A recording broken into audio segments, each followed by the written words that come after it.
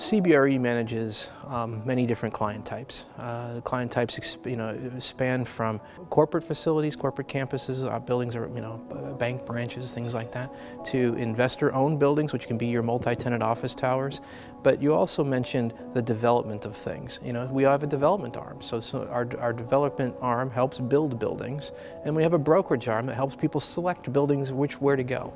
When we're spending our time working with our customers under those 3 or 4 different client type configurations, we are seeing certainly a strong demand from our corporate facilities, because they tend to own those facilities, and the direct cost and the direct benefit certainly appropriates right to them. In our investor facilities, when there are lease and tenants in those facilities, we have an obligation to try to operate those facilities as efficiently as possible. So do they desire reduced CAM charges? 100% sure. So that is the mission that we're on.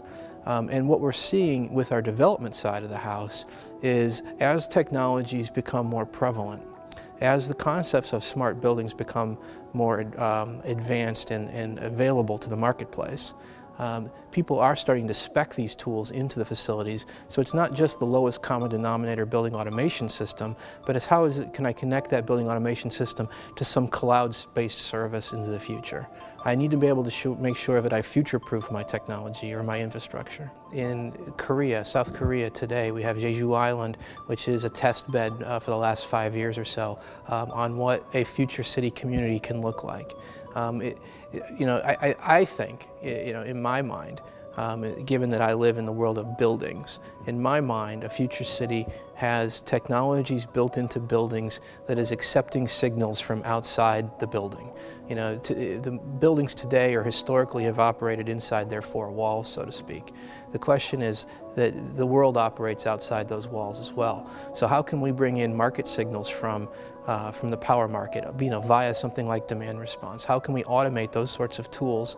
How can we utilize or operate the building such that a new transmission line doesn't necessarily have to get built in the next couple of years? Can we defer that for 10 more years? Simply because we're using the tools that we have available to us that already exist, but just aren't being used.